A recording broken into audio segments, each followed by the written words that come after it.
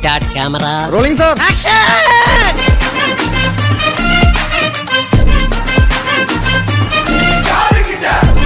ആഴത്തിൽ വേരൂടിയ സവർണതയുടെ പ്രതിഫലനമാണ് വേടനുമായി ബന്ധപ്പെട്ട വിമർശനങ്ങളിൽ തെളിയുന്നത് എന്നതുമാണ് എൻ്റെ പക്ഷം.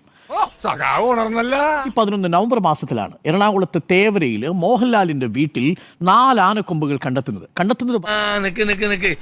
ഏത് റൂട്ടിലേക്കാ വണ്ടി തിരിക്കണേന്ന് എനിക്കിപ്പോ മനസ്സിലായി. ഒന്ന് പരിശോധിക്കുമ്പോൾ അതിൽ പല കൊമ്പിനും വേണ്ടത്ര തെളിവുകളോ രേഖയോ ഇല്ല എന്നും മനസ്സിലാക്കുന്നു.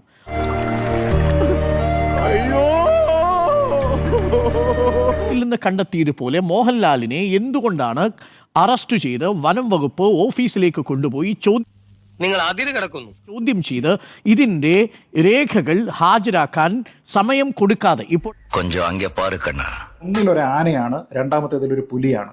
ഈ ആന എന്ന് പറയുന്നത് ഡൊമസ്റ്റിക്കേറ്റ് ചെയ്യാവുന്ന ഒരു ജീവിയാണ്. നിന്റെ തലയ്ക്ക് വല്ല അസുഖമുണ്ടോ? ഇല്ല. പിന്നെ എന്താ ഇതിന്റെ അർത്ഥം? ഈ ചെരിഞ്ഞ ആനയുടെ കൊമ്പ് നിയമപരമായി കൈവശം വെക്കാം എന്നുള്ളതാണ് നമ്മുടെ നാട്ടിലെ നിയമം. പുലിക്ക് ഒരു ഓണർഷിപ്പ് സർട്ടിഫിക്കറ്റ് ഇല്ല, മറിച്ച് ആനയെ സംബന്ധിച്ചിടത്തോളം ഓണർഷിപ്പ് സർട്ടിഫിക്കറ്റ് ഉണ്ട്. അതായത് കൃഷ്ണകുമാർ എന്ന പേരിലുള്ള ഒരു വ്യക്തിയുടെ സ്വന്തം ആന, കൃഷ്ണൻകുട്ടി എന്നോ മറ്റോ ആണ് ആനയുടെ പേരുണ്ടായിരുന്നത്. സത്യത്തിൽ നിങ്ങൾ ബുദ്ധിജീവികളാണോ അതോ മന്ദബുദ്ധികളോ?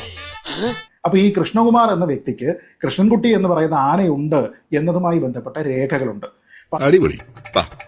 പതിറ്റാണ്ടുകൾക്ക് മുമ്പ് അത് ചെരിഞ്ഞതാണ് എന്നതിന്റെ രേഖയുണ്ട്.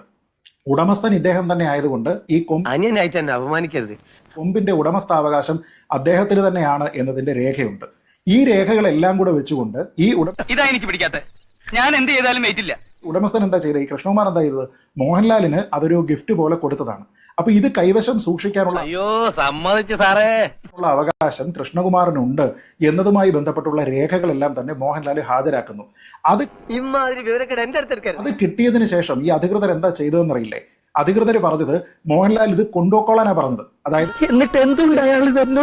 കൃഷ്ണകുമാർ എന്ന് പറയുന്ന വ്യക്തി അദ്ദേഹം സ്വന്തം ഇഷ്ടപ്രകാരം പണം വാങ്ങിയിട്ടല്ലാതെ മോഹൻലാലിന് ഇത് സമ്മാനമായി നൽകുകയാണ്. അതായത് ആനയുടെ ഉടമസ്ഥാവകാശം, അത് ചരിഞ്ഞു എന്നുള്ള വിവരം, കൊമ്പിന്റെ അവകാശം, കൈവശാവകാശ കൈമാറ്റം, എല്ലാ കഴിവും കൂടി ദൈവം ഒരാൾക്ക് കൊടുക്കൂലല്ലോ. ഇതെല്ലാം നിയമപരമായതുകൊണ്ട് തന്നെ പിന്നെ ആ കേസുമായിട്ട് മുന്നോട്ട് പോകാൻ കഴിയില്ല എന്ന് തോന്നിയിട്ട് സംസ്ഥാന സർക്കാർ തന്നെ ആ കേസ് ഡ്രോപ്പ് ചെയ്യാൻ തീരുമാനിച്ചു. അയ്യോ, അങ്ങനെ പറഞ്ഞൂടാ, പിന്നെ ഞാൻ എന്തിനു വന്ന? പുലിയുമായി ബന്ധപ്പെട്ട ഈ കാര്യങ്ങളെല്ലാം, പുലിയുടെ കൈവശാവകാശം നമുക്കുണ്ടോ? പുലിയുമായി ബന്ധപ്പെട്ട ഓണർഷിപ്പ് ഉണ്ടോ? ഈ പുലി കമ്പയർ ചെയ്തിട്ട് ആൾക്കാർ ഇവിടെ പറയുന്നത് എന്താ? വീണ്ടും ജാതിക്കാരനാ, ഇല്ലെങ്കിൽ മോഹൻലാൽ എവിടെ നിന്ന് വന്നു? ഇത് ജാതിക്കാരനാണ്. എന്റെ മുഖത്തോണ്ട് ലക്ഷണം താനീ തൊഴിലിന് പറ്റിയവനല്ലെന്ന് ഞാൻ ചോദിക്കുന്നത്, ഈ ഒരു പരിപാടി നിങ്ങൾ എന്ന് നിർത്തും? മുമ്പ് വിനായകനെ കുറിച്ചായിരുന്നു. ഇത്രയും വിദഗ്ധമായി ഈ ദൗത്യം നിർവഹിച്ച നീ യഥാർത്ഥത്തിൽ സമർത്ഥനാണ്, സംശയമില്ല. അതിന്റെ മോശമായിട്ടുള്ള കാര്യങ്ങളെ ന്യായീകരിക്കാൻ വരുന്ന ആൾക്കാർ ഈ പരിപാടി നിർത്തിയത് എവിടെയാണെന്നറിയോ?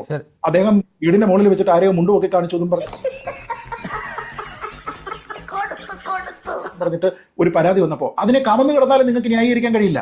ആ ഒരു ഘട്ടത്തിൽ മാത്രം ആൾക്കാർ പിന്നോട്ട് പോയി. ഞാൻ പറയുന്നത് അത് ശരിയാ. A few moments later. മോഹൻലാലിന്റെ ആനക്കൊമ്പ് സവർണന്റെ ആനക്കൊമ്പും വേടന്റെ കഴുത്തിൽ കിടക്കുന്ന പുലിപ്പല്ല് അവർണന്റെ ആണെന്നും ഒരു വകതിരിവില്ലാത്ത മലയാളി. എനിക്ക് മനസ്സിലാവാത്തത്, ഈ സവർണനും അവർണനും ഈ രാജ്യത്ത് നിയമത്തിന് മുന്നിൽ പ്രത്യേകിച്ചിട്ട് എന്തെങ്കിലും വ്യത്യാസമുണ്ടോ? ഇല്ല. ഉളുപ്പുണ്ടോ?